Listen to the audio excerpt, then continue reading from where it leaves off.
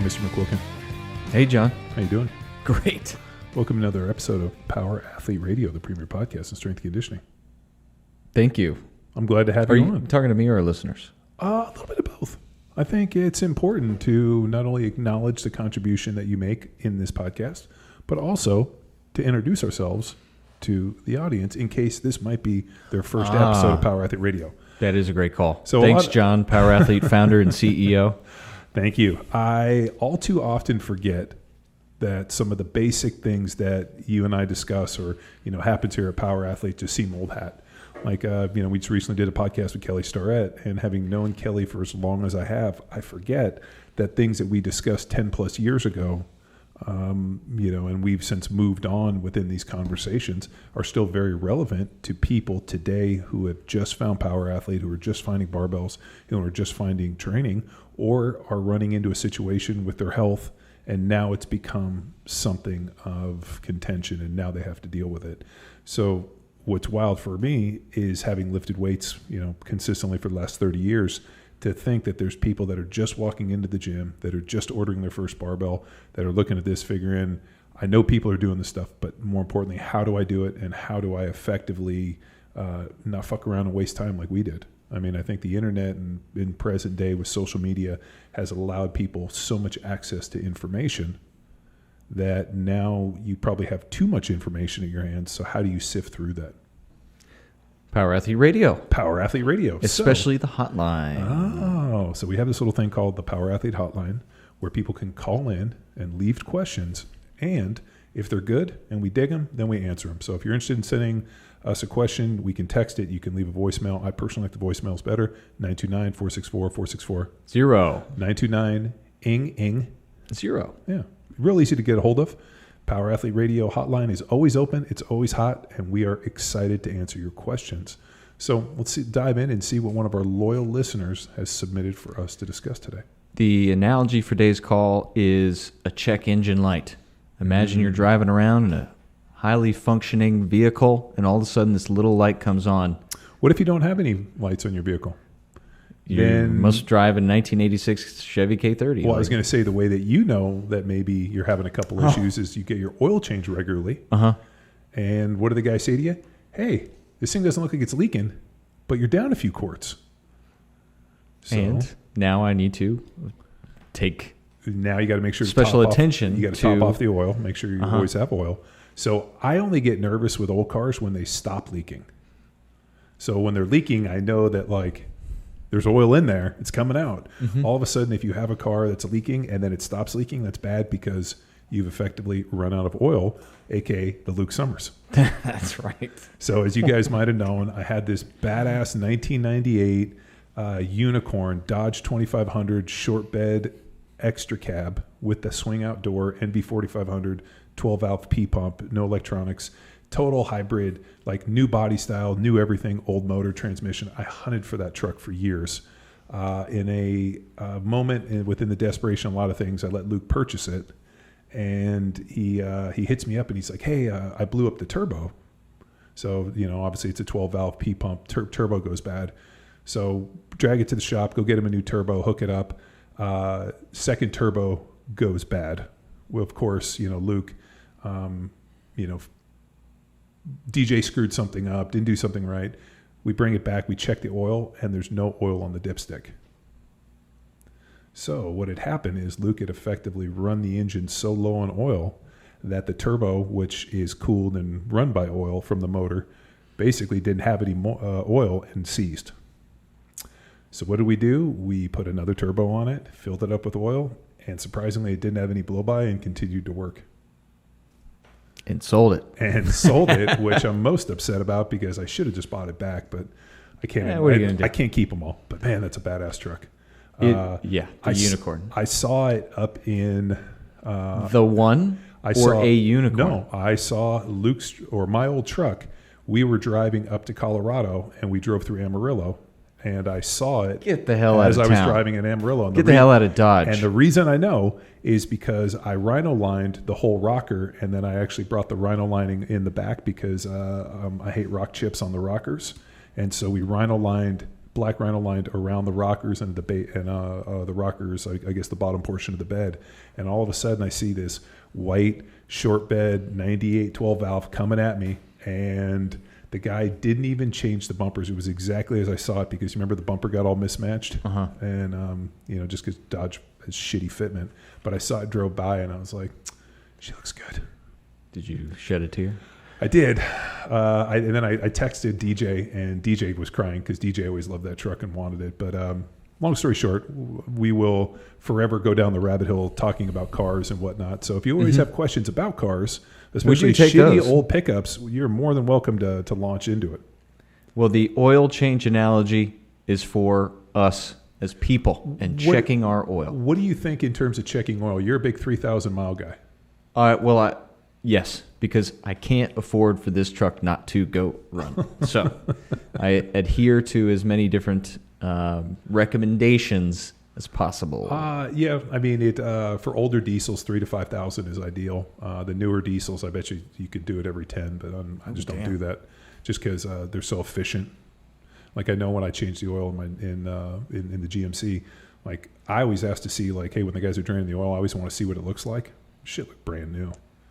Well, yeah, I observe as well. Mine was jet black and missing a few quarts. It's because old diesels, a lot of exhaust and a lot of just, issues are getting in there. So, I mean, like like if you ever change the oil in like a 12 valve, like, original type Cummins, it's fucking black. It'll stain your hands. So, I mean, the new diesels are super clean. So it's they've really done a lot of good stuff. So let's get into our checking the oil stuff. A lot of awkward transitions. I know. I'm trying. All right. Ready. Yeah, let's do it.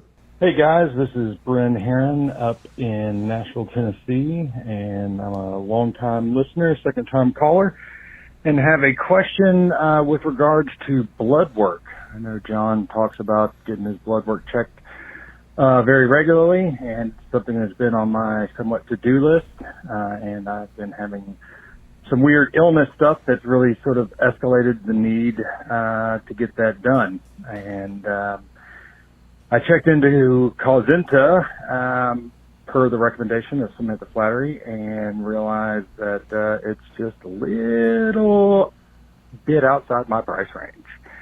So I wanted to get your takes on alternatives to getting blood work checked, mainly what type of blood work needs to be done and what main markers to look for, possible solutions for cost effectiveness with regard to that, and what to look for in someone to interpret those results and making the corrective measures.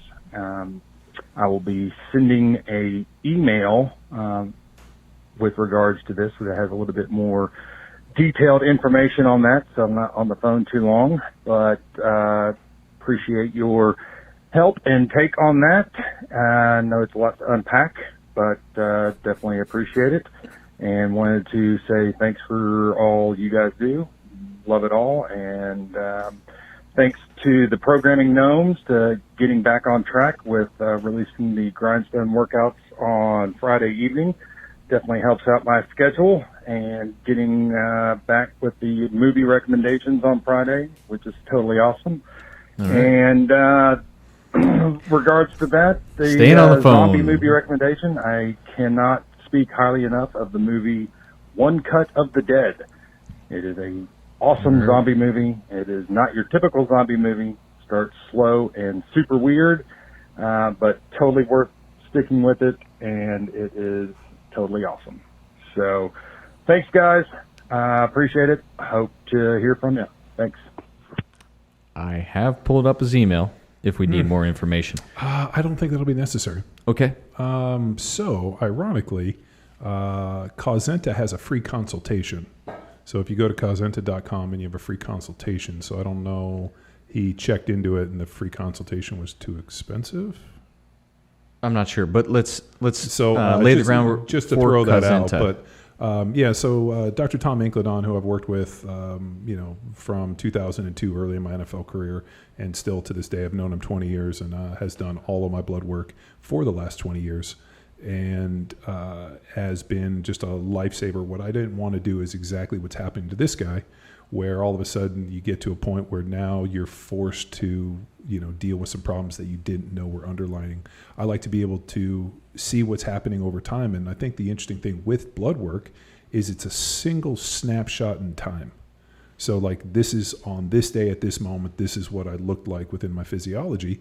And that can change by the minute. I mean, I've been tracking my blood glucose on a, constant glucose meter. And it's pretty amazing to see like the changes in blood sugar based on diet, but based on sleep and a bunch of other factors. If you go to bed at 9 versus midnight, and there's all these pretty amazing factors, and you go get your blood work done and they do a fasted blood glucose, and that number is a fixed number. Now, I have not woken up in the last 2 months. I've been doing it with the exact same fasted blood glucose. Sometimes it's in the 70, sometimes it's 109.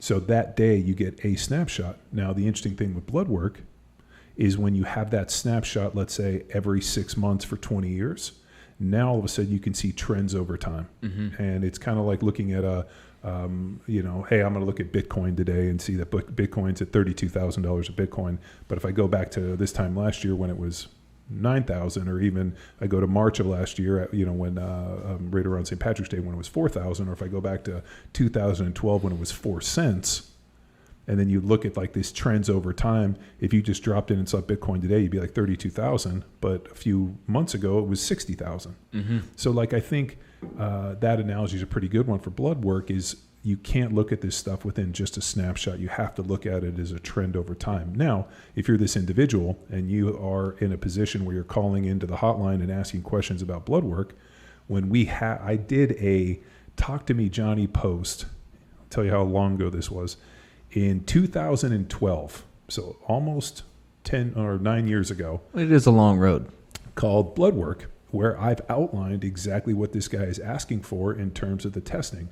Now, here's the issue you're going to run into. You're going to try to basically hack this and do it the cheap way, which is what I don't recommend, because when it comes to your health, I would tend to spend a little bit extra on that side and then cut back on other things like not going out to dinner, not drinking, maybe not taking a vacation, but then spending the money on maybe getting some good blood work done so I can effectively live a long and healthy life. But if you're interested in what to ask for, you can go to the talktomejohnny.com/bloodwork. And I had Tom actually lay down everything to get done. Now, obviously, this is the basics that you want to get done. Now, the problem is you're going to go to your doctor and you're going to say, hey, this is the list of stuff I want to do.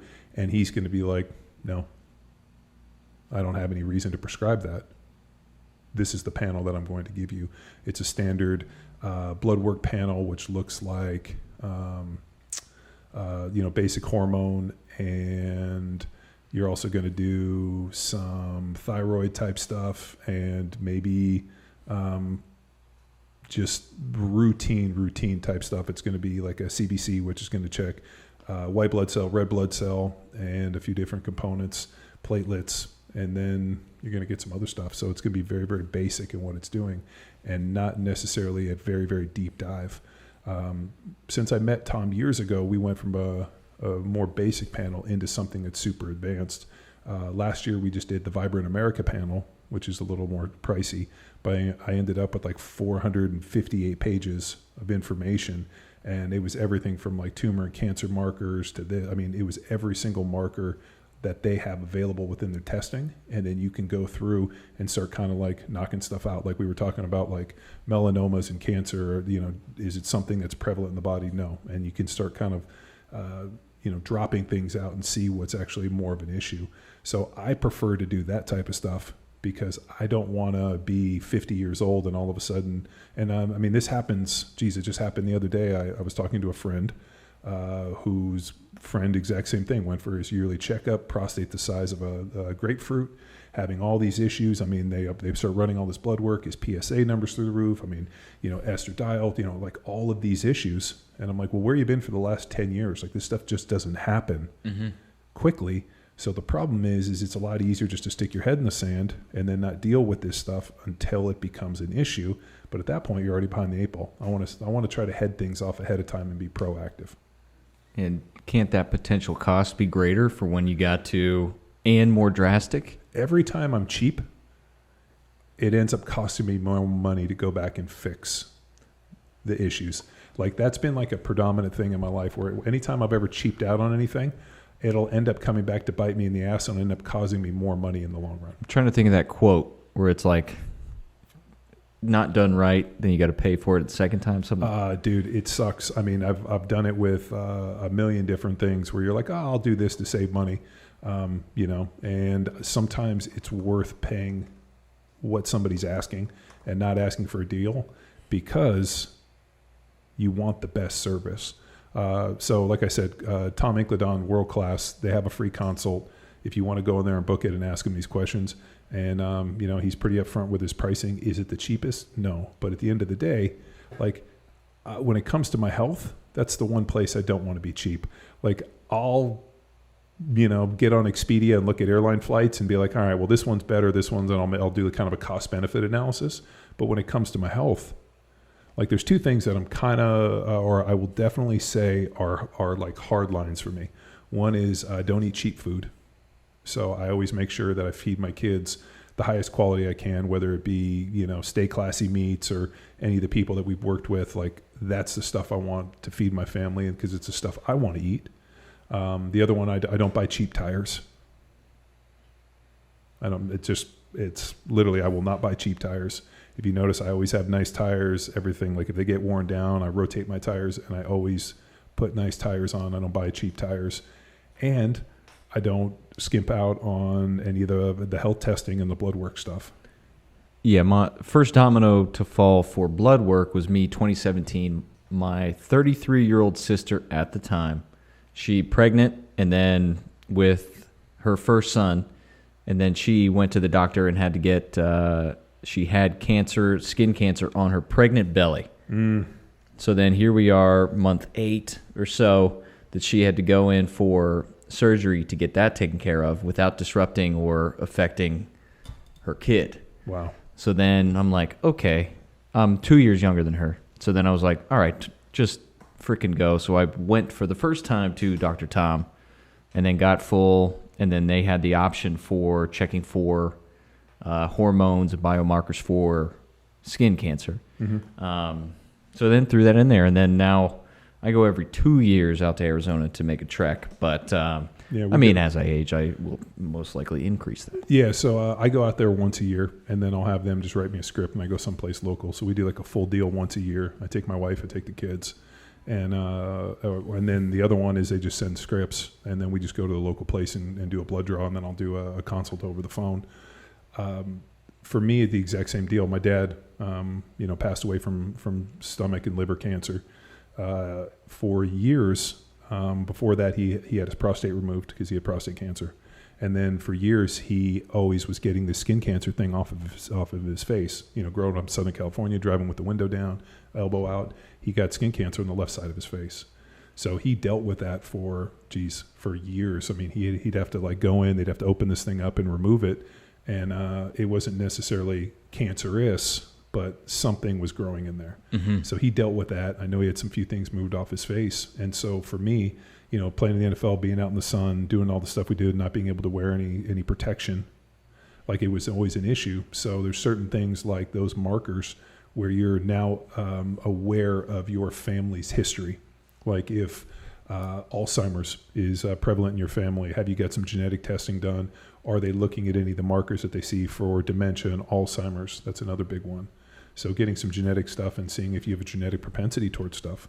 Like, type 1 diabetes is an example. Do you have the genes associated with that? And then is this something that, maybe proactively you're kind of going after? So I think that there's kind of a blend of, getting some genetic work done, seeing what you have a propensity towards, and then seeing things in real time and getting some blood work done. So, I mean, we've had this list up for 10 years. A ton of people have hit us on it, and I always go back like, hey, this is the minimum you need to get done. But I think what's amazing is in the last 10 years, the technology has gotten so far advanced that basically off of just a few vials, they can pull a ton of tests. So they don't need the volume of blood. Before the first time that I met Tom, I think he took 40 vials of blood off of me. Damn. I was there for like in a parking lot or something? No, I was at his house. Oh. So Tom's clinic was out of his house when he first started. And so I'm in his kitchen, and he's basically like the vampire just stealing blood from me. So that was the first one. But now what's pretty amazing is like now they can do, 10 times the amount of testing off of a tenth of the blood. So it's this Vibrant America panel. We got it done, and then we just went over all the stuff on it. And it's incredible just to see the information and to start just ruling things out. Like, is this an issue? Is this not an issue?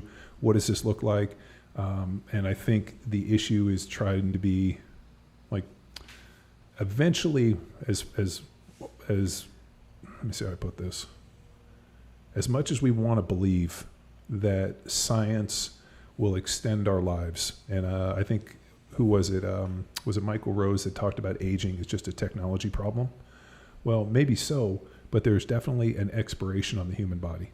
Like you take a look at like the difference between 20 and 30 and 40 versus 40, 50 and 60 and 60 and 70 and 80. And then you see people get into like 80, 90, 100, like how fast they start deteriorating as time. I mean, we definitely have an expiration date.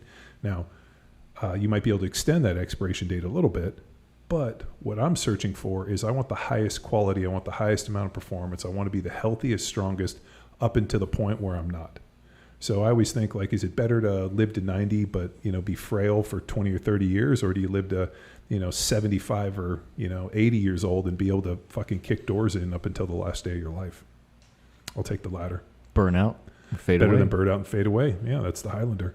So with some more context to support that statement, gentleman had a mysterious illness, flu-like symptoms, extreme fatigue, and felt like death for 6 to 10 weeks. Ooh, it sounds like cedar fever. Yeah, I don't know where he's based. So, I mean, feeling that awful for that long, like... No. I mean, if... like I know when I went down and cut all those trees down and got zapped with all that mold and cedar stuff, I was praying I had COVID.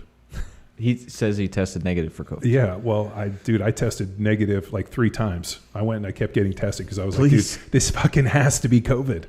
And it came back negative every time. I never had the antibodies. I did all like the PCR tests. I did the other test, did the swab, and 0. And like that was one of the sickest I've ever been was off of that. And then you see like the mold spores and that. And so I think a lot of times it's real easy to be like, oh, this just must be COVID. Well, it's negative. Now you don't know what it is. Now it's just a health issue. What's going on? And the problem is if you go get your blood work done, which is a great opportunity to start, but what are you comparing it to? You don't have that's any. a good note. So that was my whole deal. Like that's always been the game plan with Dr. Tom, and the reason that I've worked with him for all these years is the trends over time. Like it was interesting when we were talking about fasted blood glucose earlier. I've always been a little bit higher in the mornings. I've always been around 90, 100. And so we've always just kind of like, oh, this isn't an issue. I did a glucose tolerance test years ago and it was fine. But it's been kind of like something that's kind of weighed on me a little bit. So I got the constant glucose meter and strapped it on, and I've been looking at it, and like there's times like most of the day, especially at night, I'm like in the 70s and 80s, and then for some reason I kind of peak at a certain point, and then all of a sudden it comes back down. So my A1C was low, but yet my fasted blood glucose in the morning is high.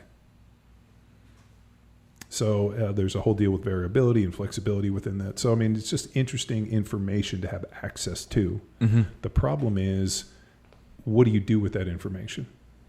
Right. So like, okay, so there's some things we know, we'll just look at blood glucose, like alpha lipoic acid, berberine. I mean, there's some things that you can take when you eat to kind of lower it. There's, aerobic work. I mean, you can use non-immediate glucose uptake, which would be, aerobic work to drop it down. So, I mean, there's a whole bunch of little tricks in terms of managing blood sugar, which I think are pretty fascinating.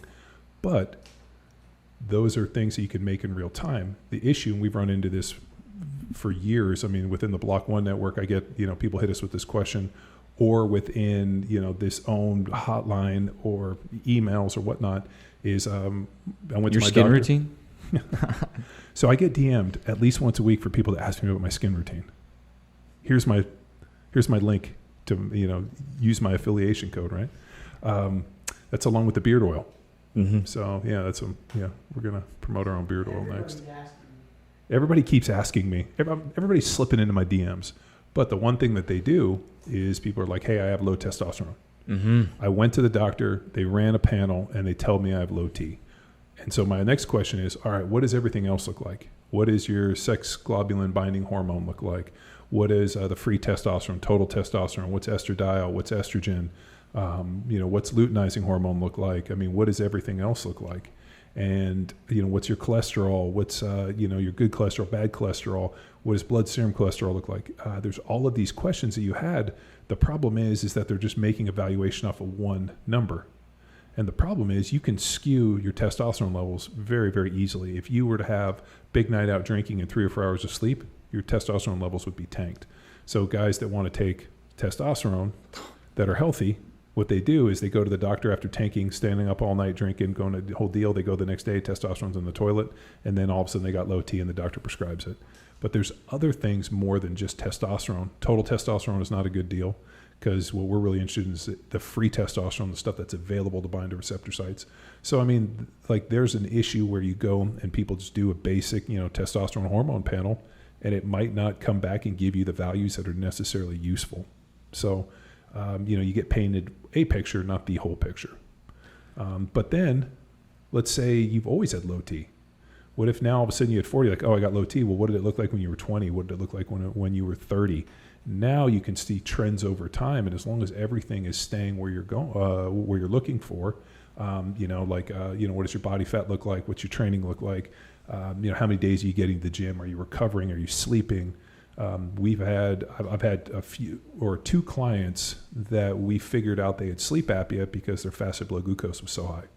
So they were having sleep apnea. Their sleep was awful. Cortisol was high, having a bunch of issues. Fasted blood glucose was through the roof. They thought they were diabetic, and actually it was sleep apnea, and got fixed with a CPAP. So, but that's an experience thing where now they'd look and be like, okay, this guy doesn't have any of these other diabetic markers. Why is this one the issue? His A1C is fine. It's I think it's less than 5.7. You're non-diabetic, anything over. But these guys had healthy A1Cs, but had high fasted blood glucose. It was due to sleep apnea and CPAP. Was the solution. So what I'm saying is the cheapest solution is not going to get you the information that you're looking for. So what I like to do is it's a cost-benefit analysis. How much information do you want? How much do you get access, and what's it worth to you? And for me, with this type of stuff, I would rather cut out other ways. Like, hey, I would rather make a vacation out of going out to Arizona and seeing Dr. Tom and staying out there than making some other trips. Or, whatever it looks like. I mean, so I think, at least for me, there's certain non-negotiables. Like, I don't eat cheap food, I don't deal with cheap tires, and I don't cheap out on blood work, and I'm not looking for the best deal.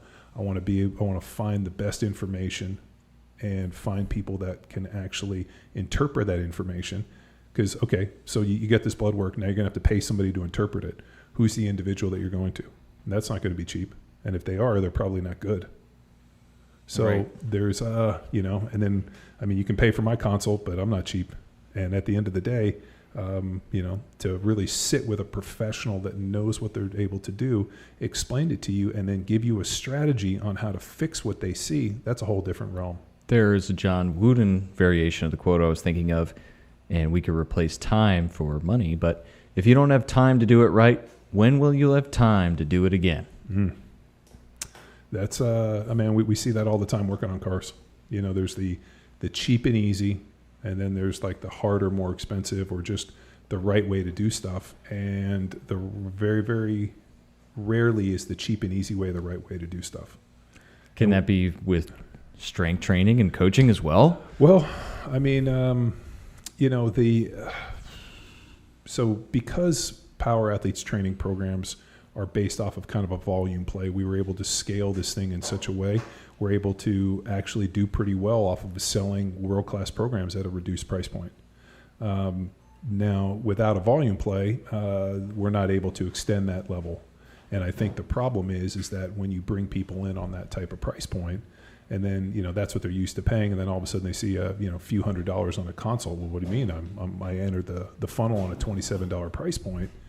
Well, the reason that $27 price point is because there's thousands of other people paying $27. If it was just you and a few other people, it'd be $500 or $1,000 a month. Mm-hmm. So we, coming from CrossFit Football, which was a free training program, and then when we started Field Strong on WordPress, it was an easy sell for $20, and then we went to $27 with all the connectivity, which should be dramatically more expensive. But like I said, there's thousands of people following it, so it allows us to be able to lower the price point to a point where it's affordable. The problem that you're going to get into is something like Bloodwork and consults. There's no real way to scale that I guess there's some AIs probably out there. I'm sure there's a couple different companies. What was that woman I'm reading about that just scammed all these people out of billions of dollars? That was Bloodwork. Yeah. So what she was doing was she was saying that she could run all these panels off of like a drop of blood. And so it was her name. And she scammed the smartest people in Silicon Valley. Yeah, so her name was Elizabeth Holmes. That's it. And she got, the security, like the FCC exchange commissions went after her. It was called Theranos was the name of her company. And she had all this, she started to believe her own lie. Well, she said that she had this like unique technology that allowed them to run all of this off of just a drop of blood, and she bilked millions of dollars from people. It was pretty actually amazing. That's an option for our caller, right? So she got 2 counts of conspiracy to commit wire fraud and 9 counts of wire fraud, dude. I'm sure she did much worse. Yeah. So. What was the valuation? So to start blood test, it was like $1 billion or something. Yeah, so she did. So she dropped out of Stanford at 19 to start blood testing, start up Theranos, and the company grew to a valuation of $9 billion. So she, if convicted, she could face up to 20 years in prison because she just basically bilked people. So Theranos was a revolutionary idea thought up by a woman hailed as a genius. Youngest female self-made billionaire. I mean, pretty amazing. So. She had this technology, and it was just a big fucking paper scheme. Fugazi. Yeah, but so here's the issue, and I know there are a few companies out there. I'm not as current on them because I just never dealt with them, but I know like various CrossFitters kind of push these different kind of blood testing deals where they go in and you can get like the Rich Froning panel, and then they and then they have some AI that allows you to do some analysis. The problem is there's limitations in that because you're assuming that everybody's got the same, but I don't know enough about them. I've just always, every year when I go to Tom, my deal is like, hey, like, what's the best technology out there right now? What are you guys working with? And Tom's always on the cutting edge. So he's like, hey, last time we went in, this Vibrant America panel is like nothing we've ever seen. Like this is the one you need to run. So that was the one we ran, and the information was just like amazing, just for the peace of mind to think, here's something I might have been worried about. This is a non-factor. Great. Okay. Now all of a sudden, a year from now, let's say you get it done. Then there's technology where now they can start overlaying this stuff. And I think that was what was cool with Tom, is Tom has technology where he can load all of my blood work and then show me like, basically it looks like graphs over time. Like, hey, this is what this is what this marker looked like. This is what this marker looked like. And we can see a trend over history of 20 years. So that to me is worth a peace of mind. But if you need basic blood work, we have talktomejohnny.com/bloodwork where it'll list. But now you have to go to the doctor and ask for this. And there's a good chance that the doctor might not prescribe it, which we had run-ins with various clients who went in and said, hey, this is what I want to get done. And the doctor's like, I don't see anything within your history. There's no pathology to justify this stuff. So therefore, insurance isn't going to cover it. Yeah. So now you're going to have to pay out of pocket, and now you're in a situation where it's just, and then the doctor isn't necessarily going to be able to evaluate the blood work and do a holistic way because that's just not their wheelhouse. The doctors are trained in pharmacology, which means like, oh, you got high cholesterol? Great, let me give you a pill. You got low T? Here's a cream. Instead of using some really heady strategies with supplements, training, recovery, and finding other third part or kind of, I guess you could say like third order type stuff like high fasted blood glucose, and then figuring out that sleep apnea was causing it, a CPAP.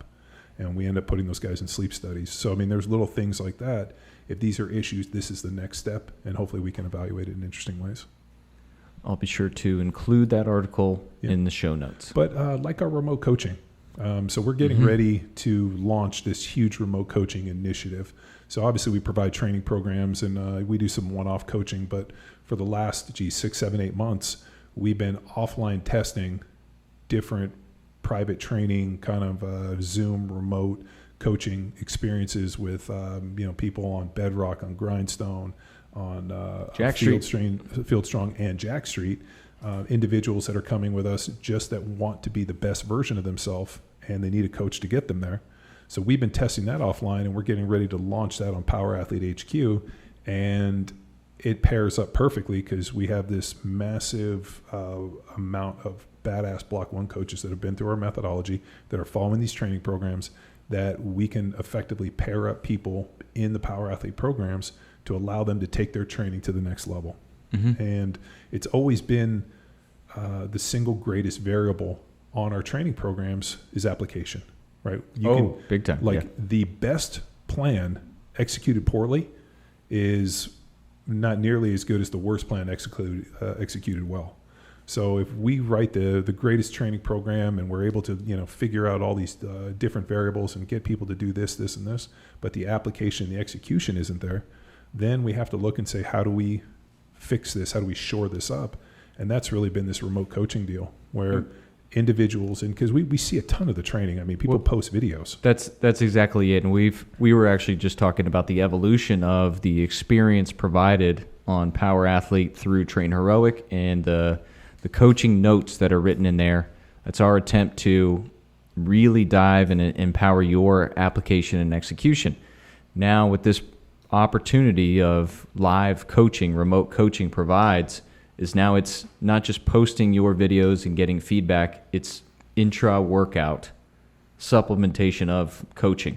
That also guides sets, reps, if we're talking about max reps, putting you in a position, cueing you, directing you for more. Yep. If it's guiding the weights, hey, that was a fast set, let's go ahead and add 10 pounds this next time. I got your clock, we're going to rest 2 minutes, and in that time we're going to execute a Spider-Man rotation and then focus on breath, then get back under the barbell. So providing movement solutions, breath, coaching, weight guidance, application, and then the dynamic expression, empowering your performance live while you're training. And awesome experience that we'll be sure to more explain better, show you versus just telling you right now. And got some testimonials from those guinea pig athletes. The thing which is so cool, and this has kind of always been a point of contention, I think when you get to the point where it's like, hey, here's a custom, here's a program I'm going to do and I'm going to coach you, I think that something gets lost because there's two hats. If people are following Power Athlete programs, they can purchase coaching and have those individuals coach them in those programs. So they don't have to go do something unique. They don't have to do something special. What they're doing is they're using the coach as a resource to increase the efficacy of the training program that they're subscribed to.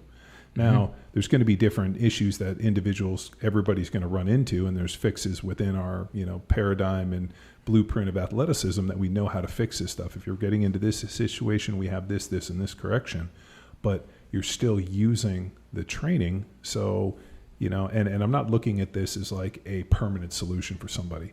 I'm looking at this as like, hey, I need to buff and shine. I need to increase, I need some eyes on me to allow me to do better. I can continue to follow my training program.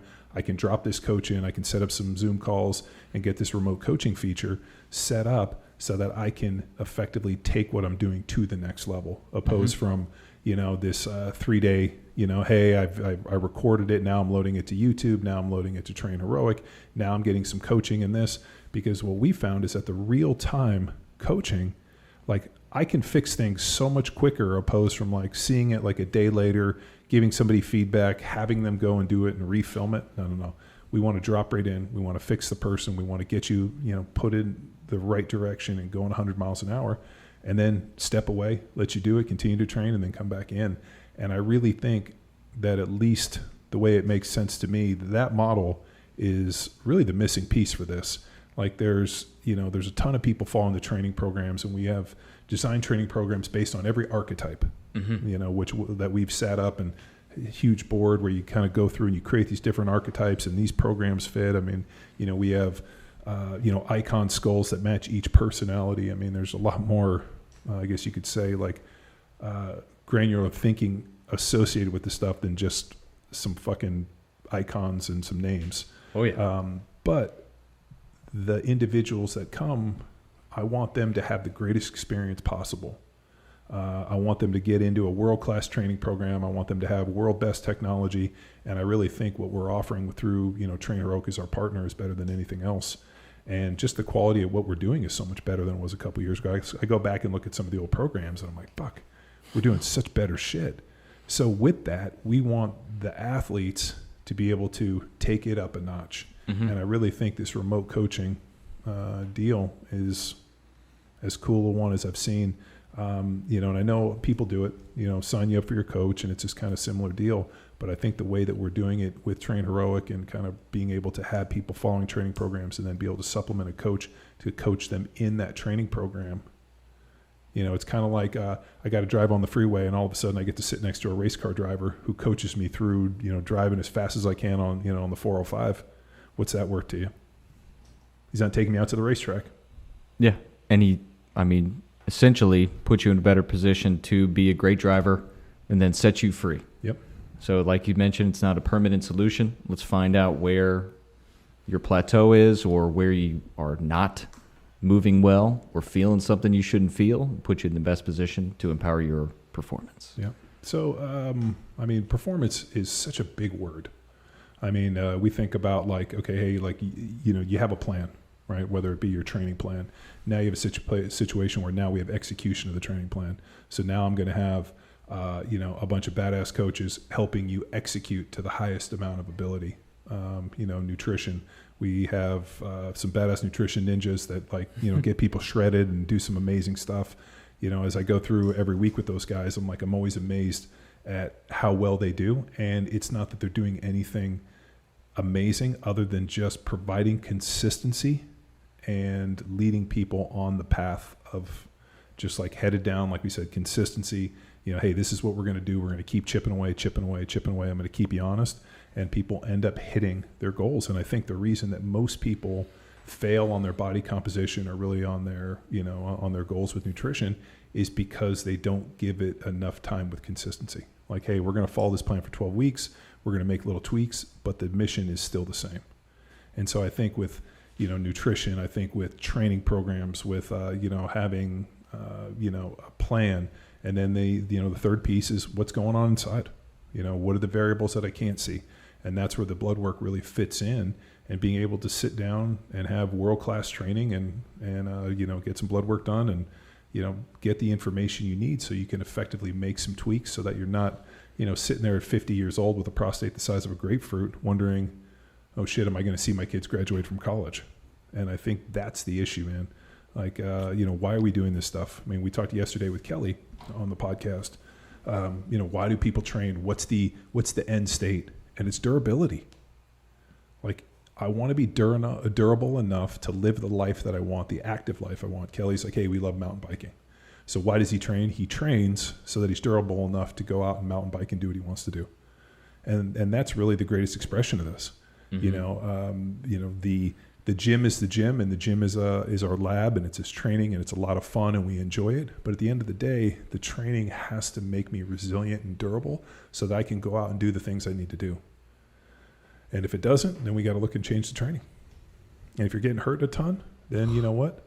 That's unacceptable. Now that is 100%. That's my pet peeve. You should never get hurt during training. The amount of people that post some form of, like on Hammer, for example, because we have a dedicated sprint template and run template, the amount of people like pulling hamstrings, I'm like, honestly, at that point, my next thing is I pull the hamstring, great. I'm going to kick you over to Zach Nagel and he's going to coach you.